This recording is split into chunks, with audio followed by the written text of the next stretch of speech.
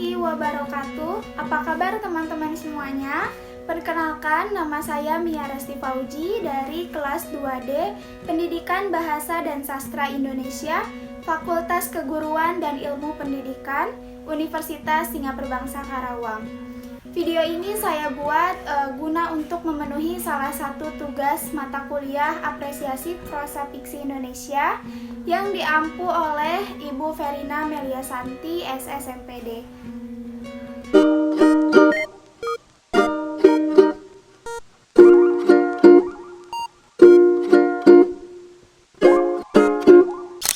Nah, teman-teman pasti heran dong dari tadi kenapa saya memegang buku ini terus. Karena saat ini saya akan mengapresiasi buku novel ini yang berjudul Konspirasi Alam Semesta yang ditulis oleh Fiersa Besari atau yang biasa kita sebut Bung. Ini diterbitkan pada tahun 2017 oleh Media Kita dengan tebal buku 235 halaman. Novel Konspirasi Alam Semesta ini menceritakan kisah juang Astrajingga dengan Anatidae yang dipertemukan, disatukan, juga dipisahkan oleh semesta. Segala hal tentang juang Astrajingga adalah segala yang mengarah kepada Anatidae. Dengan itulah, jika kita membaca novel ini, kita akan percaya bahwa di dunia ini tidak ada yang namanya kebetulan. Diawali dengan keputusan Juang meninggalkan keluarganya dan hidup di Bandung karena dia ingin hidup dengan caranya sendiri. Nah, saat di Bandung itulah Juang dan Ana bertemu dengan cara-cara yang tidak terduga. Tidak hanya segala hal tentang Juang yang mengarah kepada Anatidae, hidup Ana pun adalah segala hal yang mengarah kepada Juang. Begitulah cara semesta berkonspirasi menyatukan dua insan. Namun, semesta tidak hanya mampu menyatukan, tapi juga memisahkan, seperti yang terjadi pada juang Astrajingga, Anatidae, dan calon buah hati mereka. Dalam novel ini ada 18 tokoh, di antaranya ada 2 tokoh utama, yaitu juang Astrajingga dan Anatidae sebagai tokoh utama tambahan. Tokoh juang dalam novel ini digambarkan sebagai tokoh yang mandiri, berpikir kritis, sedikit keras kepala, petualang, romantis, berkarisma, puitis, cinta tanah air, dan juga memiliki jiwa sosial yang tinggi. Lalu Anatidae digambarkan sebagai tokoh yang cantik, anggun, cerdas, lalu tidak egois, tidak mudah percaya terhadap sesuatu. Dia juga orangnya berpikir kritis dan tidak pantang menyerah. Lalu ada David sebagai ayah dari Anatidae. Dia memiliki karakter yang cuek, tegas, namun penyayang. Lalu ada ibu dari juang Astrajingga. Ibu memiliki karakter yang sederhana, penyayang, dan juga pekerja keras. Lalu ada Dude sebagai sahabat dari Juang. Dude berkarakter baik hati, senang menolong Juang, dan memiliki jiwa sosial yang tinggi. Kemudian ada Staff sebagai orang yang cekatan, dan ada Budi sebagai teman dari juang Astrajingga. Dia memiliki sifat yang penolong dan baik hati. Kemudian Jenderal memiliki sikap yang tegas, menjaga rahasia agar tidak ada yang mengetahui tempat mereka bersembunyi. Lalu ada Pacejon sebagai teman yang Juang kenal di Papua. Pacejon memiliki sikap yang kaku dan tidak mudah membuka percakapan dengan seseorang yang baru dikenal. Dia juga memiliki sikap yang separatis. Lalu ada Mace Margaret sebagai istri dari Pacejon, memiliki sikap yang baik hati. Lalu ada Mace Francisca, seseorang yang Juang kenal saat pertama atau awal-awal berada di Papua. Mace Francisca memiliki jiwa penolong dan baik hati. Lalu dia pun mudah akrab dengan seseorang yang baru dikenal. Ada Tirto sebagai ayah dari juang Astrajingga. Dia memiliki karakter yang berego tinggi, tegas, namun penyayang juga. Kemudian ada Camar. Camar itu sebagai sahabat dari Anatidae, memiliki karakter yang mudah marah, namun dia juga dapat mengakui kesalahannya dan mau meminta maaf. Kemudian ada Kang Dery. Kang Dery ini sebagai mantan dari Anatidae, memiliki sifat yang tidak mudah menerima kenyataan, memaksakan kehendak kepada orang lain, dan juga selain itu Kang Dery memiliki sifat yang penyayang. Kemudian ada Dokter, memiliki sikap yang jujur. Lalu ada Anissa, sahabat dari Juang, memiliki sikap yang baik hati dan berkarakter senang menolong. Teman-teman, alur yang ada pada novel ini merupakan alur maju. Pada bagian awal atau pengenalan, itu menceritakan saat Juang dan Ana pada masa-masa mereka bertemu hingga menjalin komitmen.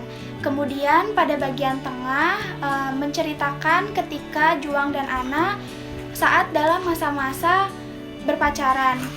Bagian terakhir yaitu ketika Juang dan Ana telah menikah menjadi sepasang suami istri. Kemudian latar yang ada pada novel ini diantaranya yaitu latar tempat di Bandung, kafe Kamar Indekos, Toraja, Guru Minda, daerah Buah Batu, taman hiburan, halaman rumah, Gunung Slamet, Desa Blambangan, parkiran, Bandara Soekarno-Hatta, kantor LSM, rumah sakit, Pulau di Yapen, perbatasan Papua, kampung tengah hutan, Bandara Sentani, lorong kampus, kantin, gedung kebudayaan, Jatinangor, ruang kerja, rumah adat, dan rumah Mace Francisca. Latar waktunya yaitu pada malam hari, siang hari, pagi hari, dan sore hari. Sudut pandang penceritaan pada novel ini menggunakan sudut pandang orang ketiga dan orang pertama. Bahasa yang digunakan pada novel ini tidak terlalu berat, mudah dipahami, menarik, dan juga diksi yang digunakan tidak terduga sehingga membuat saya sebagai pembaca semakin terkesima dengan isi dari novel ini. Amanat yang dapat saya tangkap dari novel ini yaitu hidup memang tidak lepas dari kejadian-kejadian yang mengejutkan. Tugas kita harus bersyukur dan ikhlas, karena jika kita percaya banyak hal baik yang dapat kita peroleh dari itu semua. Tema dari novel ini yaitu kasih sayang dan cinta tanah air. Teman-teman, novel Konspirasi Alam Semesta ini merupakan sebuah album atau album buku, yaitu album musik yang dipadu-padankan dengan naskah. Hal ini didasari oleh latar belakang pengarang yang mencintai dunia musik dan juga dunia tulis-menulis. Kecintaan Fiersa Besari pada dunia tulis-menulis hadir setelah dirinya berkelana keliling Indonesia selama 7 bulan untuk mencari jati diri. Karena pada saat itu Bung Fiersa juga sedang dalam fase patah hati. Dalam novel ini, pada bagian cerita Juang yang harus pergi ke Papua untuk meliput, pengarang menggambarkan suasana atau kondisi sosial, budaya, adat, pendidikan, dan moral di Papua dengan sangat detail. Hal itu pasti dipengaruhi oleh pengetahuannya karena telah berpengalaman berada di sana ketika dirinya sedang berkelana keliling Indonesia. Uniknya, dalam novel ini pun saya merasa bahwa tokoh Juang merupakan seorang Fiersa Besari karena dari beberapa karakter Juang yang digambarkan, menurut saya memiliki kemiripan dengan seorang Fiersa Besari. Keunggulan buku ini menurut saya karena buku ini merupakan sebuah album, jadi pembaca dapat mendengarkan lagu dengan judul yang sama dengan bab yang sedang dibaca. Lagu-lagunya dapat diunduh dengan cara men-scan barcode yang terdapat pada akhir setiap bab. Contohnya seperti ini. Secara otomatis, lagu-lagu tersebut dapat langsung terunduh dan dapat langsung didengarkan. Selain itu, keunggulannya menurut saya, novel ini sukses mengangkat nilai-nilai kehidupan dengan baik. Namun, perlu diakui bahwa tidak ada buku yang sempurna. Menurut saya, kekurangan buku ini adalah terletak pada akhir cerita, karena cerita dalam novel ini diakhiri dengan peristiwa yang cukup mengejutkan yang membuat saya menitikkan air mata dan sedikit kecewa.